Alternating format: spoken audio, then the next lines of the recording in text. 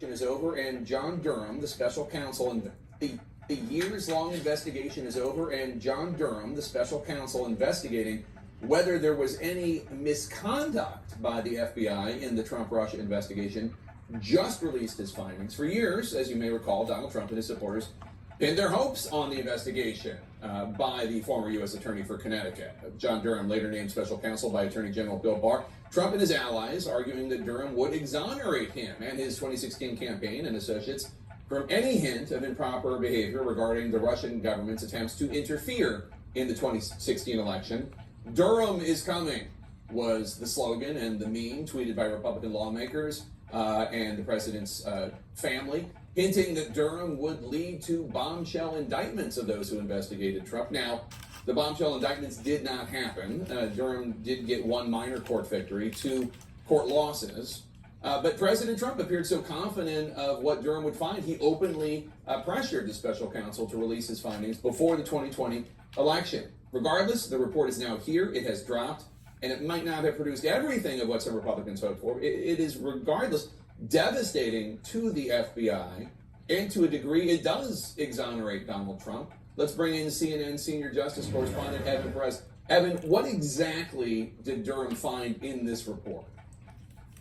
Well, Jake, the bottom line finding from John Durham's 4-year investigation is that the FBI moved very quickly to investigate these allegations of connections, of collusion between the Trump campaign and Russia, and that they did so by ignoring a lot of evidence that would have led them to drop that altogether. He's saying that they may have had reason to open a preliminary investigation, an assessment. Perhaps these are very, very low-level investigations, but certainly what he finds is that there wasn't enough there to support the FBI's decision to open a full-blown investigation of this of the Trump-Russia ties back in 2016. I'll tell you one part of what he writes here. He says that it seems highly likely that at a minimum, confirmation bias played a significant role in the FBI's acceptance of extraordinarily serious allegations derived from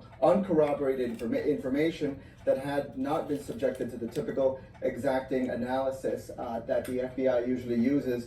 He goes on to say that the FBI discounted or willfully ignored material information that did not support the narrative of a collusive relationship between Trump and Russia. There's a lot of very sharp criticism here of the former FBI leadership, James Comey, Andy McCabe, who were running the FBI and who oversaw a lot of these, a lot of the steps that the report goes into, Jake. But as you pointed out, bottom line, there are no additional charges. Nobody is bringing charges against Comey or anybody else that the former President Trump kept saying he expected them to.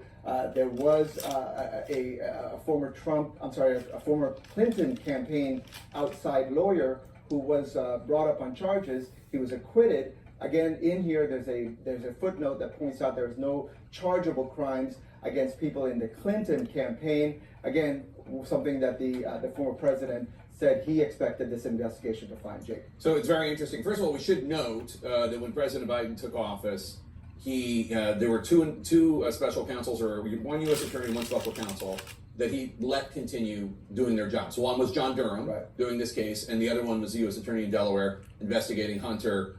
So that is why this was allowed to proceed. A couple quotes here from Durham's report. One, based on the review of Crossfire Hurricane, that's the investigation into Trump and Russia, and related intelligence activities, we conclude that the Justice Department and FBI failed to uphold their important mission of strict fidelity to the law in connection with certain events and activities described in the report. And he says about, quote, regarding certain personnel intimately involved in the matter, there was a, quote, predisposition to open an investigation into Trump. He is basically saying, he's not, these are not criminal allegations, but he's saying that this was unprofessional and failed to meet the standards of the Justice Department and the FBI. Jake, the stunning thing about this report is that we frankly know a lot of this.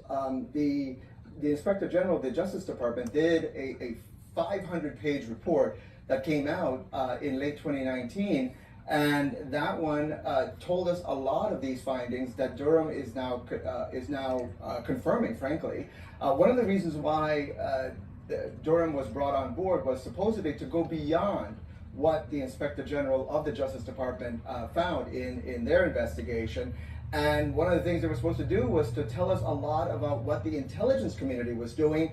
It turns out they didn't find very much there in the intelligence community, and certainly not to support the suspicions that they had that there was a cabal of people from the FBI and the intelligence community who were out to get Donald Trump. That appears to have fallen flat as part of this investigation. And so, look, there's a lot in here that should make the FBI have to come back and answer some of the more questions, including some of the changes that they say they've made to make sure something like this never happens again.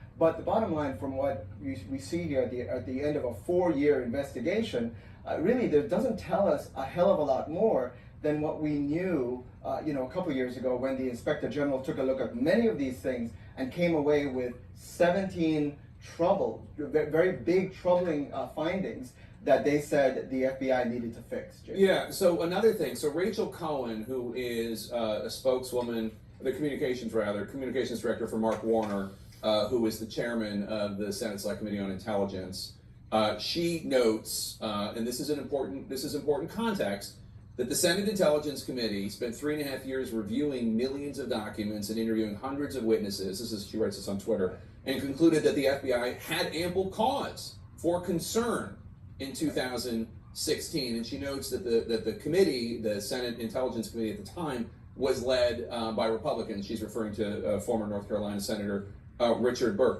And again, both of these facts can be true at the same time. It is possible that the FBI had legitimate cause for concern, and is also possible that some individuals in the FBI got ahead over their skis and were not as professional as they should have been. Right, exactly. And one of the things you come away from here in this report, and it was surprising to me to see him say it, because you remember in 2019, Durham came out with a very highly unusual statement in which he said he disagreed with a key finding of the Inspector General, which said that there was plenty of reason for the Justice Department, for the FBI to investigate the Trump campaign. He said he disagreed with that. In today's report, Durham says that he sees reason for the FBI to at least take a look at some of the initial tips that led to what became Crossfire Hurricane. He's saying that the FBI had reason to investigate, at least preliminarily. What he doesn't see is the reason for a full-blown investigation, according to this report. Jake, one of the things that stood out to me, if you remember, the former president kept saying that he was going to find evidence of deep state spying. Well, there is a part here that talks about a confidential human source, essentially a spy, who was tasked with going to a Clinton campaign fundraiser. Let me repeat that. A Clinton campaign fundraiser, because the FBI had gotten some information that somebody was saying that perhaps a foreign government might be expecting some favors from a future Clinton presidency. So there you have it. The FBI was spying on the Clinton campaign, according to John Durham's report. Has the FBI responded at all to the Durham report? They have.